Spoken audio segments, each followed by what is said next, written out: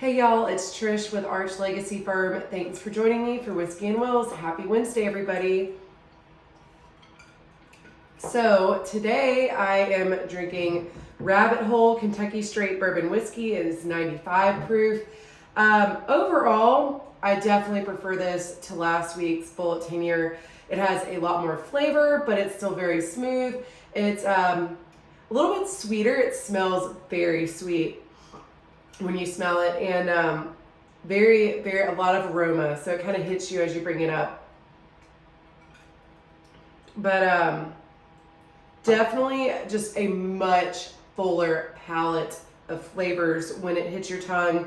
Again, my husband and I tried this for the first time on Sunday, and what I really like that is that as the ice melted, it definitely still maintained a lot of that flavor. It didn't just taste like slightly whiskey flavored water. So definitely a much better pick this week. Definitely not as much burn. So I'd say that this is an easier drinking bourbon. It has a lot of flavor, but it's pretty sweet, not a whole lot of spice or burn. I'd say it's a pretty good balance. Now this bottle is $55 at the liquor store that I shop at, and so for that price, I don't know, would I ever choose it over like Basil Hayden, which is a good go-to of mine?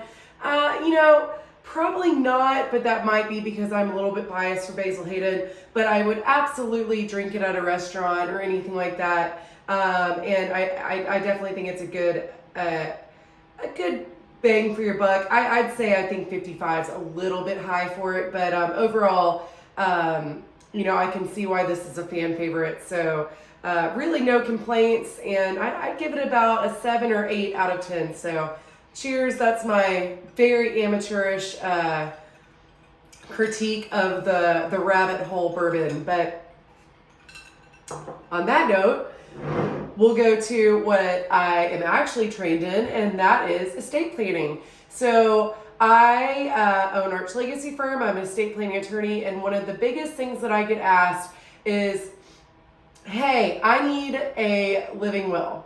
I get that all the time, not asked, I guess told.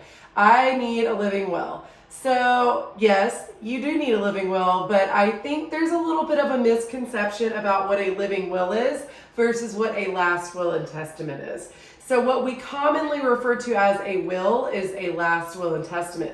A living will actually has a few different names. In Georgia, it is an advanced healthcare directive. So this is the document that you really kind of want to keep on file with your primary care physician or your surgeons.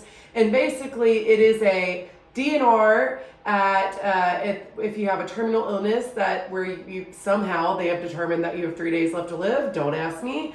I did not write these documents. They're written by the legislature in Georgia. They are statutory documents.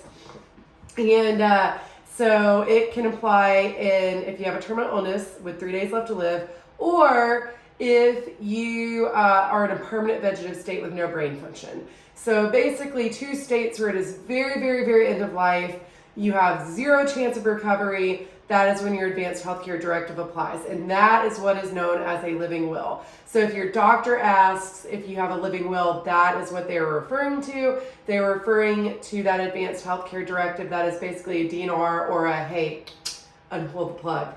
A last will and testament, on the other hand, what's commonly known as a will, is that legal directive that tells the judge during probate what you want to happen after you pass away. And so the will is only applies after death, and it's going to say, hey, here's who my executor is, here's who my heirs are, if I have minor children, here's who my guardians are, and here's how I want my assets split. And that is what a will does. It is a legal directive telling the judge what you want to happen after you've passed away, versus an advanced healthcare directive or living will, which is what do you want to happen while you're still alive, but at the very, very end stages of your life. So in one of those 2 conditions. So permanent vegetative state or end stage of a terminal illness.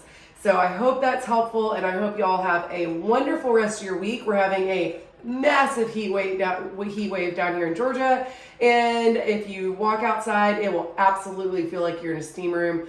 So cheers to hopefully sweating off some calories, and I hope everyone has a great rest of your week. Cheers.